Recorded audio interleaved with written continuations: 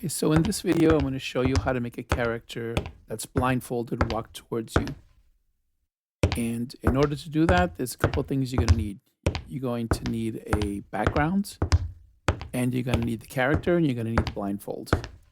And I'll show you how to put all that together and get this effect.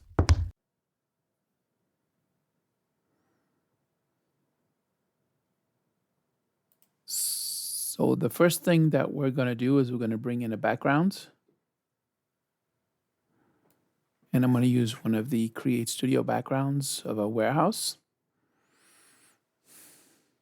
Once I put that on the stage, I'm going to stretch out to approximately 10 seconds. And what I'm going to do here now is I'm going to add an animation to it. I'm going to make it linear, and I'm going to make it scale. And we're going to stretch it out to the whole length of the timeline. And when we start, the warehouse needs to be closer to us because it's going to be getting further away as the character is walking towards us. So I made it 180%. And here at the end, it's back to 100%. So you can see how it's moving away. It's as if we're walking away from the back of the warehouse. Next thing we need is a character. So I'm going to go in here. I'm going to pick one of the Pixar characters and scroll here and see if we can find one that we like. And let's see. Yeah, this one here is not bad. The one wearing the white shirt and the black pants. So we're going to download them. And I sped things up here so that you don't have to sit around waiting and watching for this character to download. It's still taking a few seconds, but it's much faster than it was in real life.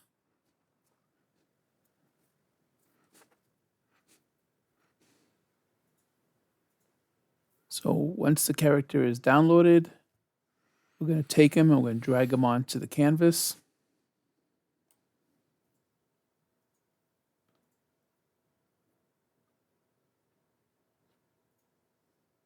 And part of the secret to making this look real is that we can't see his legs.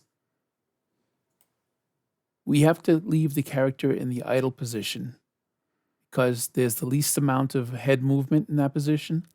And if you want to put a blindfold on him and make the blindfold look like it's actually on him, we have to make sure that his head's not bopping around.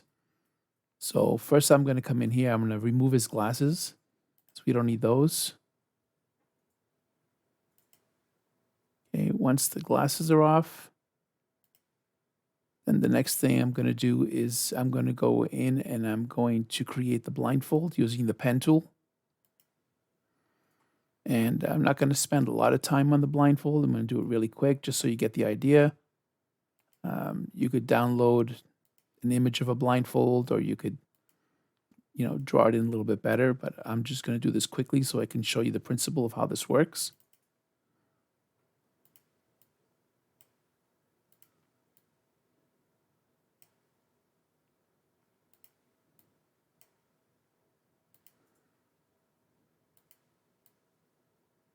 And there we go. Now we're going to go back. We're going to remove the outline. And we're going to make the blindfold blue. And we're going to go down now and stretch the blindfold out to the full length of our timeline. Once that's done, I'm going to group the two of them together. And that's important because when we make the character walk towards us, the blindfold has to get bigger as well as the character. So now what we're going to do is we're going to add an animation in here. And I'm going to use distortion. And the reason for that is that you can control the position and the scale at the same time. I'm going to make it linear so it's nice and smooth, the same way that the background is moving. Stretch it out to the full length of the timeline. And here at the end, he should be larger because now he's closer to us. He's walking away from the background. And you can see there that That's exactly what's happening, and we never see his legs. But right now, he's not walking, he's just standing. So now we're gonna go in and we're gonna add the walking motion. So the way I do that is in the group, I click on batch animations. I set it for 2% top, so that's going to make them bob up and down. Leave the speed at 80% and the randomness at 0. And now you're going to see when we make a play. But one thing we have to do before we do that is we have to group the inner items together. Because if we don't, the batch animations will make the blindfold and the character bob up and down at different speeds, and it won't look natural. There you go. There's still a little bit of movement, but it's not bad. It looks pretty good.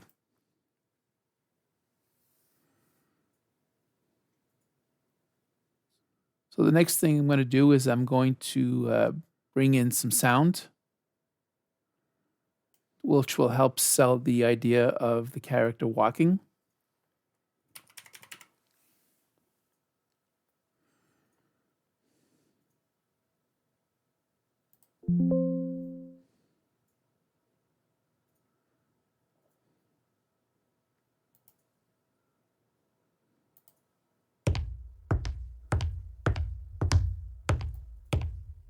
I want to drag that onto the timeline.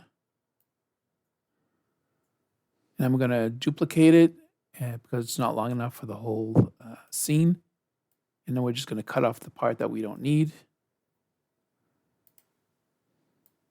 I'm going to cut it, and I'm going to go in and just delete it. There we go. And now we should be able to go to the beginning and play the whole thing.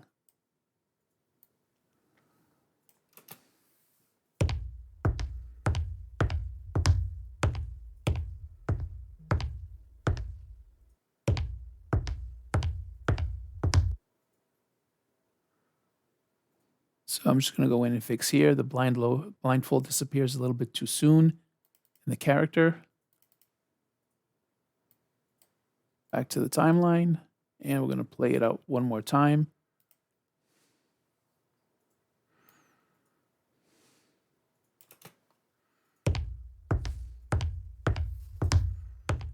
Now the whole secret here is the scaling and grouping the items together properly so that when you do the bobbing motion using the batch animation, the blindfold and the character will bob up and down at the same time. And that's all there is to it. Don't forget to like and subscribe.